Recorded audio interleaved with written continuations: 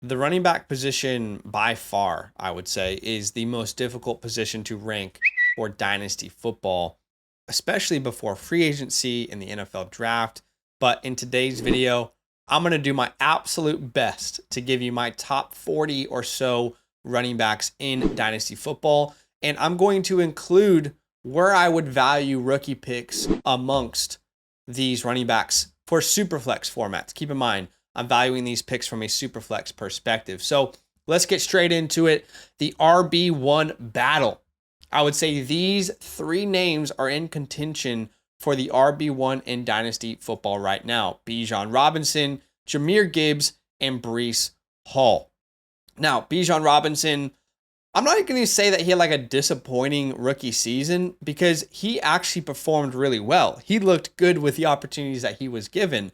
But we have multiple games where Tyler Algier was out touching him. Arthur Smith spent more time arguing with reporters as to why he wasn't using him rather than finding more ways to use him. But I think anyone who watches Bijan Robinson this year could say, absolutely, that guy has a ton of potential to be the RB1 in points per game for fantasy any season for the next 4 or 5 years. And it's great news that the Falcons just brought in the passing game coordinator for the Rams as their new offensive coordinator, the same guy who kind of helped scheme up Kyren Williams in that offense. Now, Jahmyr Gibbs actually averaged more points per game this year than Bijan Robinson, 16.1 points per game compared to Bijan's 14.5. We have to keep in mind, though, there was a game there where Bijan only played one snap because of that headache. Do you guys remember that fiasco? Oh my gosh, that was insane. But that kind of skews the per game averages a little bit, unfortunately. But Jahmyr Gibbs was absolutely explosive. Both of these guys have ridiculously good draft capital. Jahmyr Gibbs attached to an incredible offense, and their talent is just undeniable. There's no question that they are either RB1 or 2 in whatever order you want to place them. Now, as far as Breece Hall goes, what he did is so rare. I don't think we're talking about it enough. Coming off of an ACL injury, he's going to set some really, really poor and way too high expectations for any running back coming off an ACL injury from here on out. We're talking about a guy who finished as the RB2 in fantasy football, averaging over 17 points per game. He led running backs in targets. Do you guys know how good of a player you have to be in a bottom 5 offense in the NFL, yet still finish with over 17 points per game and the RB2? I mean, ridiculous type of performance from him. He really started to pick it up late in the season. And I think he could be potentially even better in 2024 when we get Aaron Rodgers back and healthy. I don't care what order you have it, but those are the three guys for me that are battling it out for the RB1 spot. Now, as far as rookie picks, again, in a super flex format, I personally believe that the 101 to the 105, at the moment, again, super flex, I just think those picks are probably more valuable than these three names. You're at worst getting Malik Neighbors, who we expect to get top 5 NFL draft, capital in the first round. You're getting a Jaden Daniels, Konami code Superflex running back. You're getting Drake May.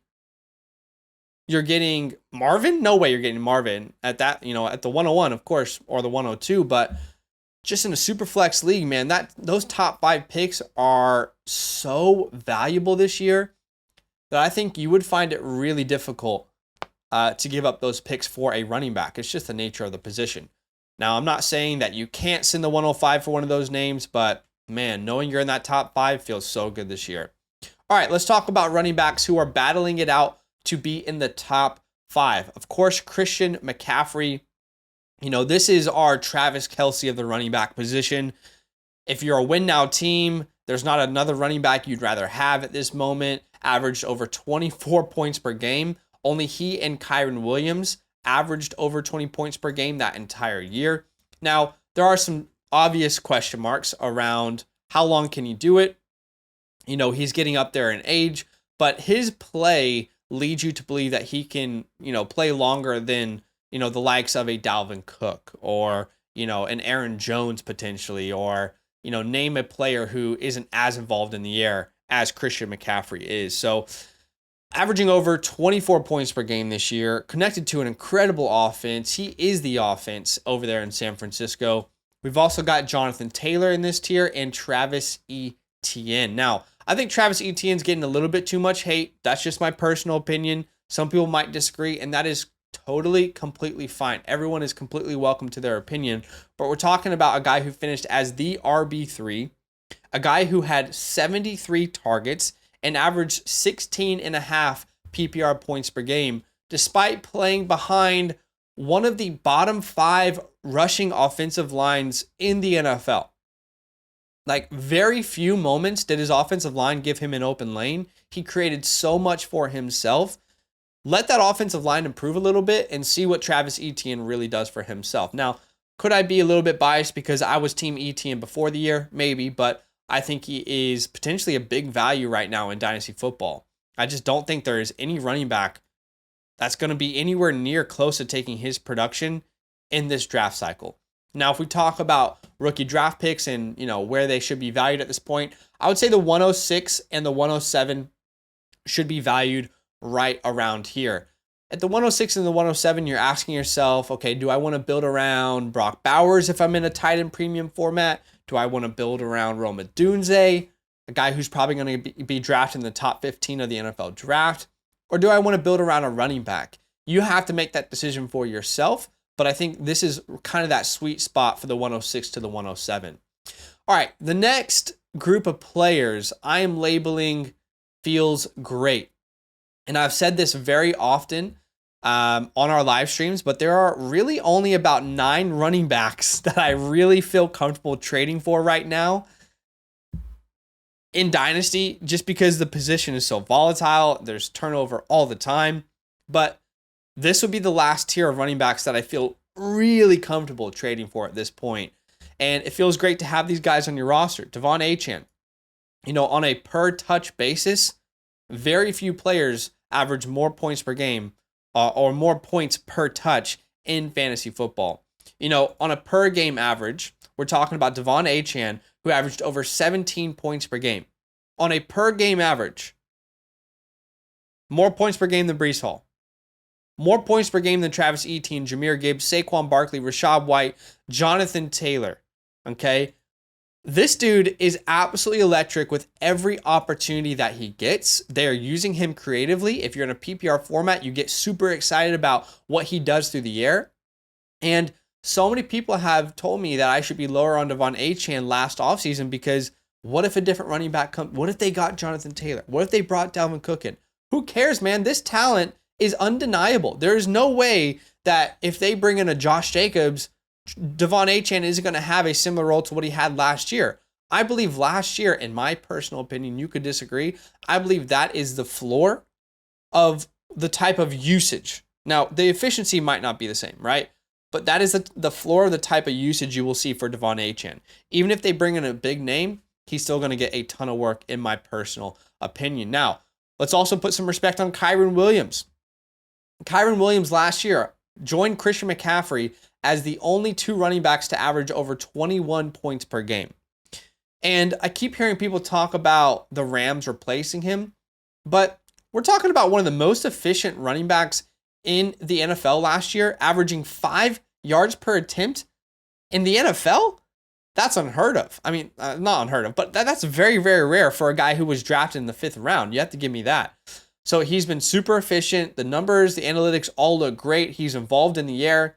12 rushing touchdowns, averaging over 21 points per game.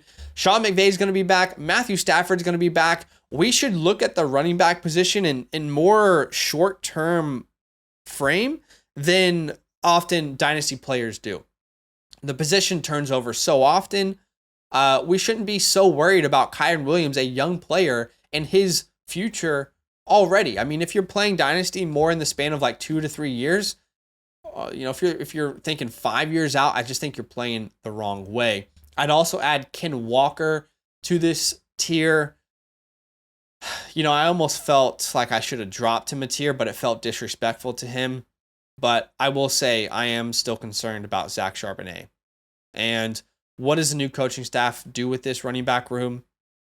What does that mean? Does Charbonnet get more involvement in his second year? It's tough because these guys are hand-capping each other most of their career. These guys are going to be linked together for a long time. There's not a clear pathway out of this situation for a long, long time, for at least the next 3 years. I put the 108 and the 109 as well in this territory in Superflex leagues. You're talking Brian Thomas Jr. here. If a quarterback falls, maybe J.J. McCarthy if he goes in the first round, Bo Nix if he goes in the first round. We're talking Troy Franklin, Xavier Worthy, Ladd McConkey, Adonai Mitchell. Those are the kind of names you talk about here. And a lot of those guys could go in the first round. All right, the next tier feels good. It feels good to have these guys. If you have them, you're not desperately trying to trade them away, but you're also not convinced that they are just absolutely pillars to the future of your dynasty team. James Cook, up and down year, definitely broke out. Like, there's no denying that James Cook broke out in a very big way. We're talking about James Cook, who finished as a top 12 running back this year, but on a per game basis, outside of the top 15. So, averaged, I think it was 13.7 points per game. A very good contributor, but is James Cook winning you any sort of dynasty leagues? Probably not. Saquon Barkley, we all love the talent, but will he get a long-term deal anywhere? If I knew Saquon Barkley had a 3-year deal, let's just say he went back to New York or he went to Minnesota, like name a team. If he had a 3-year deal, I would pretty comfortably put him in that feels great tier right above this. But at this moment, that's not the case. So we'll have to wait and see. If he just keeps going 1-year deal to 1-year deal, that's going to be a little bit concerning for us over here. And we'll also put Rachaad White in this tier as well. Y'all know, if you've been on the channel last year, consistently was advising people to buy Rachaad White in the offseason for an early second in 2023. That's not because we loved Rachaad White's talent. It's just because all the signs pointed towards him getting a very large workload in this offense in 2023, and that he did, averaging 15.8 PPR points per game. In total, 9 touchdowns, 3 through the air, 6 on the ground. He had 70 targets and caught 64 of them. He was a very involved part of this offense. At times, he was a number 2 option right behind Mike Evans. And while they could bring in someone that would hurt his work on the ground because he wasn't that efficient, 3.6 yards per attempt, we also have to keep in mind, similar to Travis Etienne, wasn't a very good rushing offensive line over there in Tampa Bay this year. That's nothing new. It's been like that for the last couple of years. And regardless, he's going to be used heavily in the air, even if they bring in another name. Now, as far as rookie picks, I think this is where we're in the 110, the 111, the 112 type of range. Again, those names, Ladd McConkey, Bo Nix, McCarthy, Penix, depending on where those quarterbacks go. You can also add Adonai Mitchell, Xavier Worthy, Keon Coleman, if some people like Keon Coleman. That's the kind of range we're looking for with those running backs. Now, I'm about to get into my next tier, but just before I do, can you do me a massive favor and go ahead and smash that like button? Such a simple way for you to help support this channel. And I also want to let you guys know how you can support us over on the Flock Fantasy website. Now, if you're a Dynasty degen, if you just love diving in to future rookie classes, then we have a 2024 rookie report where we dive into every single position and we dive deep and tell you about these players so you can get more familiar with them, learn about their strengths, their weaknesses, their projected draft capitals, what sort of players they could emulate in the NFL. If you want access to our rookie report, go ahead and use the promo code LAND. Become a Mother Flocker member. Not only will you unlock the rookie reports, but you will also unlock a Dynasty team review from yours truly. All right, let's get into the serious upside tier. These are players that we like, but there are at least some slight concerns moving forward. Not to say that they won't be great, but I'll put Javonte Williams in this tier. There are 2 ways that a post-ACL season can look like. Breece Hall and Javonte Williams. Again, I said this earlier, Breece Hall is going to set some very unhealthy expectations for people when it comes to running backs coming back from an ACL injury. Breece Hall is the exception. There is very few people who have recovered like Breece Hall, and there are a lot of people who had a Javonte Williams type of season where weren't exactly themselves, didn't have the same explosiveness, and it really, really hurt their fantasy output. He finished as the RB29, averaged just 3.6 yards per attempt, but was used pretty well in the air, 47 receptions on 58 targets, right around that 1,000-yard mark when it came to total all-purpose yards. But I believe he's going to be much better in his second year removed from the ACL injury. And I think he's going to get a lot more work as Sean McVay starts to really put the pieces together with his offense. I believe Javonte Williams is a big part of that future. Isaiah Pacheco, you could totally make an argument that I am disrespecting Isaiah Pacheco by putting him this low. And you know what? You're probably right. Actually, I'm going to move him ahead of Javonte Williams as we're having this conversation right here and right now. Isaiah Pacheco this year finished as the RB15, 7 rushing touchdowns, which is rare for a Chiefs running back. We haven't seen that type of usage since the Kareem Hunt days. He also was heavily used in the air. This is where things really turned around for Isaiah Pacheco. He was not used in the air very much at all in his rookie season. It was a lot of Isaiah Pacheco, a little Clyde Edwards-Helaire, very few targets for Pacheco in his rookie season. That all changed in his sophomore season. He gets 49 targets, catches 44 of them, and also scores 2 receiving touchdowns. He averaged over 15 points per game.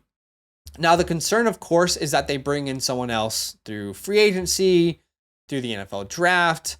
You can make that same argument for any other player here, but that is still a little bit of a concern. And I could definitely see how some people could say that I'm not putting respect on Pacheco. All right, next we're going to talk about David Montgomery. David Montgomery, the RB17 on the year. If you guys are with us over on the Redraft channel, he was a huge my guy for the 2023 season, and I think that panned out big time. He finishes the RB17, but on a per-game basis, he was a little bit better, averaging just under 15 points per game, over 1,100 all-purpose yards, and 13 rushing touchdowns. There's no reason to believe that David Montgomery won't have the same exact role that he had in 2023 in 2024. There's no reason to believe that won't change. Of course, Gibbs will probably be a little bit more involved, but on the goal line, David Montgomery is almost a lock for 8 rushing touchdowns again in 2024, behind one of the league's best offensive lines. All right, we'll also talk about Tyjae Spears and Josh Jacobs. I know people are asking, wait, where the hell is Josh Jacobs? Why is this guy so low on Josh Jacobs? Well, I made a video about that not too long ago, and you can go check that out on the channel. I believe the video is called These Players Are Dead, and it's a little clickbaity. Like, let's be honest, Josh Jacobs is not dead, okay? He could sign in free agency, he could get a ton of volume, and he could go right up these rankings again. But from my main concern is that analytically, he was awful this year. His yards per attempt were way down. His yards after contact per attempt were way down. He wasn't forcing as many missed tackles. He just wasn't as efficient in any category. Every single category was drastically down for him this year. So it's a little bit of a concern for me because going into a offseason where you're about to negotiate a contract, I don't know what sort of leverage you really have. And if you're going to sit here and tell me that NFL teams don't look at those numbers, you're just lying to yourself. Honestly, you're just lying to yourself. We both know that. But Tyjae Spears is very exciting because we're talking about potentially this year's Rachaad White.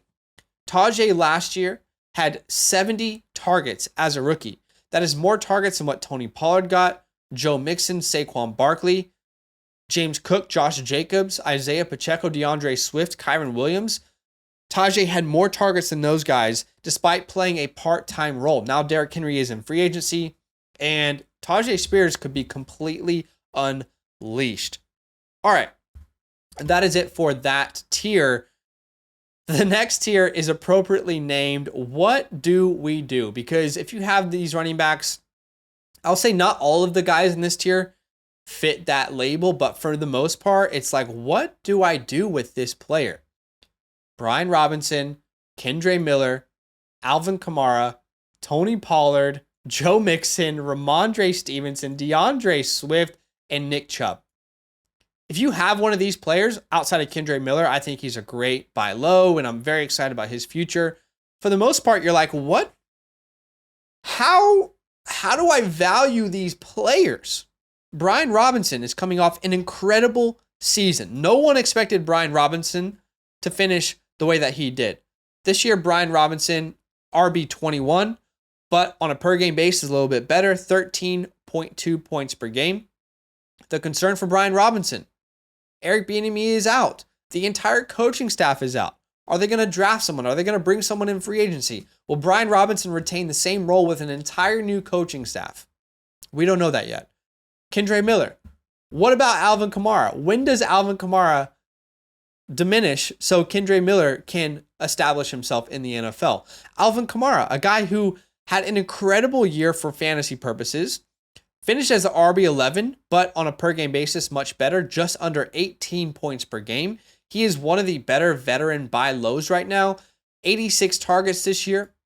That's behind only Breece Hall. So tied for second in targets. Now, efficiency-wise, he was really bad. He's not an efficient running back at all. There's not the juice that there once was. There's not these long, explosive plays on the ground that there once was. He's still one of the better receiving backs in the NFL. But you also have to ask some questions.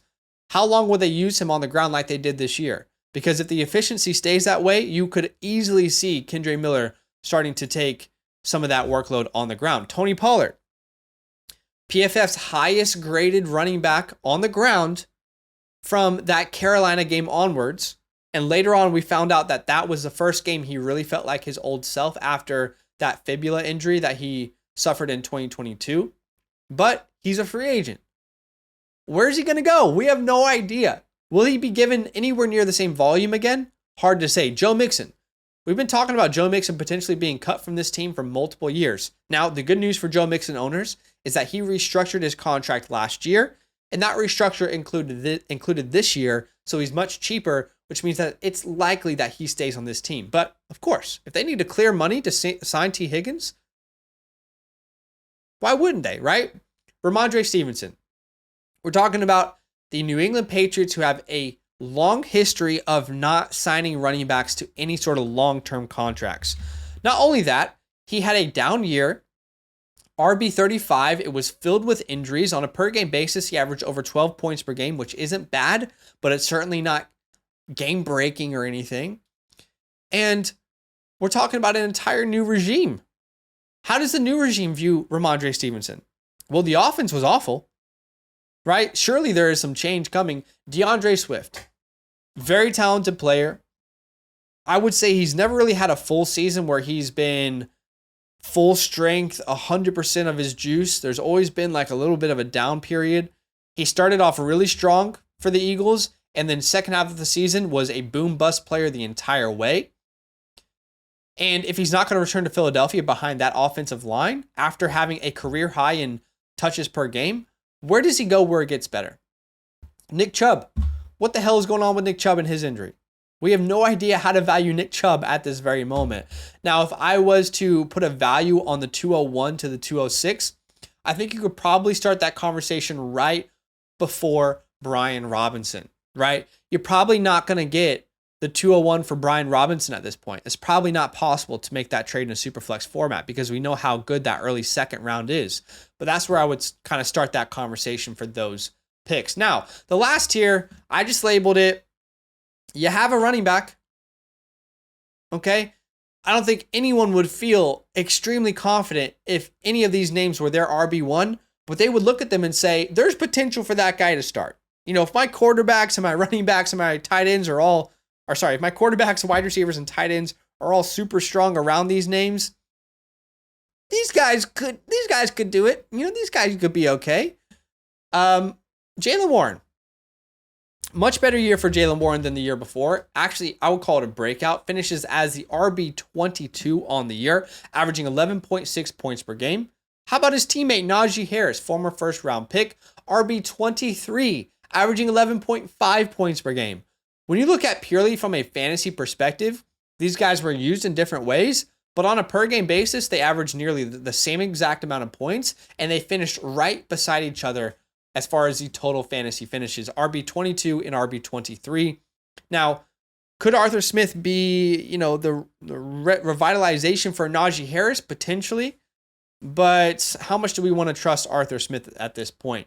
James Conner, one of my favorite veteran buy lows. Again, just like last year, same this year. If you're a competing team, probably going to come back to the Cardinals, but would it shock any of us if the Cardinals drafted a running back or brought in another guy to compete with him? I don't know. There's no long-term deal there either. Derrick Henry. Again, if you're a veteran team or if you're a win now team, this is a great buy low. He's probably going to go somewhere and start, but he'll be 31 in 2024 season. How much longer can we rely on him? Austin Eckler, completely just 360, the peak hit, all efficiency was gone, all juice was gone this year. If he stays in Los Angeles, which we've heard reports, that could improve his value, but it's tough to see him being a lot more efficient than what he was last year. Zach Charbonnet, constantly the B behind the A in Kenneth Walker. Rashawn Johnson had a chance to prove himself, didn't take the job last year. Jerome Ford, what does he mean when Nick Chubb is healthy? Aaron Jones, a player that we like, but we also have to ask questions around how long does he have left in the NFL? He was not healthy for most of the 2023 season. And then we also have to talk about Raheem Mostert, who, by the way, Raheem Mostert was the RB5 last year at 31 years old, averaging under 18 points per game. He had 18 rushing touchdowns. I mean, if you're a vet, I don't know why I keep saying that. If you're a win now team, you might as well just hold on to him and see what happens. But how much longer can he really keep up that kind of production? So, and if we're looking at the 207 to the 212, I'd probably put it right around here, right before those that next tier is where I would value those picks. But man, I don't blame anyone if they disagree with any part of these rankings, because I don't really think anyone can actually accurately rank dynasty running backs at this point of the offseason. So feel free, drop any criticism you want in the comments below. But this is my absolute best attempt to give you my top 40 or so running backs in my rankings. Do me a favor, hit that like button, and we'll see you in the next video. All love. Now that those idiots are done talking, who needs some rankings? Hell yeah, I need some rankings. Then use promo code LAND, LAND, for 30% off any membership at flockfantasy.com. Oh. It's so easy, even your grandma could scan that QR code right there.